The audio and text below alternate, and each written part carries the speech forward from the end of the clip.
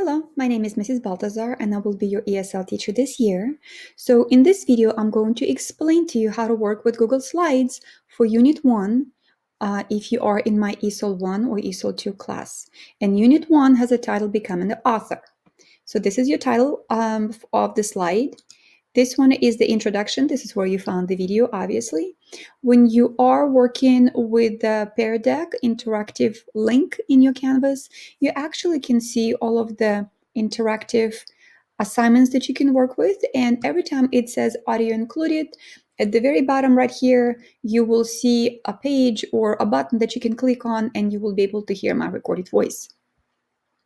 So here you will find attachments for every week 1, week 2, 3, 4, where it'll explain to you what exactly you need to do for every single week of this unit. It'll tell you what work in spelling you have to do, what vocabulary assignments need to be accomplished, what quizzes have to be taken, what spelling tests have to be taken, what readings need to be done. So everything you need to find for every single week will be on these Google Slides, on this one and this one. Here you will also have your projects with all the information. Your projects will be your writing assignments, and you have a few that you will need to write for the next couple of weeks during your Unit 1 study. And here you will have all of your vocabulary information with the explanations what to do, how to do it. When you go to the next slide, here you will have all of your spelling assignments already attached. All you have to do is just click, for example, you're in the week 1, you click on the week 1, you will find your words 1 through 10. Actually, all of the explanation how to work with specifically spelling assignments you will find right here in this video. Also, when you're working on your spelling, you need to work on it at least 10 minutes a day. And here I inserted a timer for you. So as long as the timer is playing, you need to keep cracking on those spelling words. You can work longer, it's up to you, but you cannot work less than 10 minutes. Otherwise, it will not help you to get all of the work done, and it will not give you enough time to actually memorize the words. Now we go on to the next slide, and the next slide is all about vocabulary. The same way you can find explanation with a video of what needs to be done for vocabulary page right there. It also has a timer.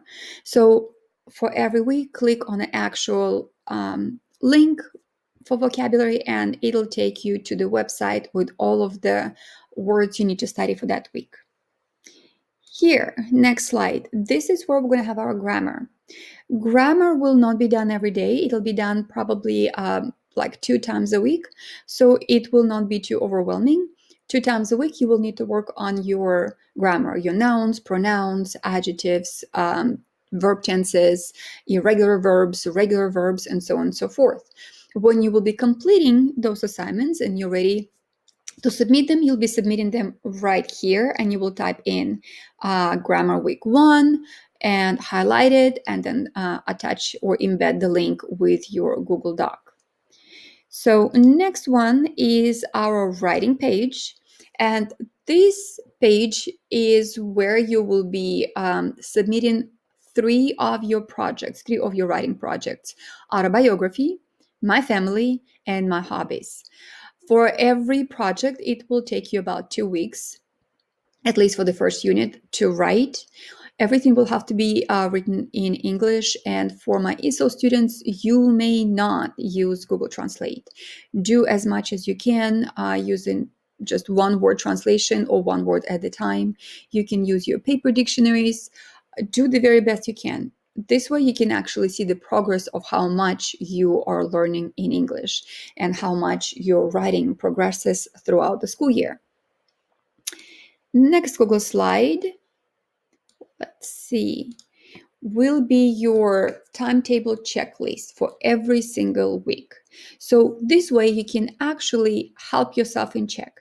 It tells you what you need to work on every single day and for how long minimum. You can work longer, again, it is up to you, but those are minimum time allocations.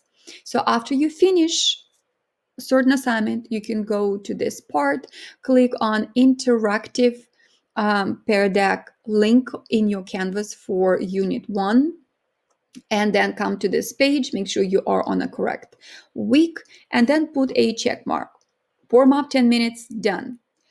Spelling 10 minutes, done. Vocabulary 10 minutes, done. Oh, now I still need to work for at least 20 minutes on my writing and then 20 minutes at least on my reading. Make sure you go back to this checklist every single day and check off all of the work you completed. This way it will be easier for you to keep up what still needs to be done and what you already finished.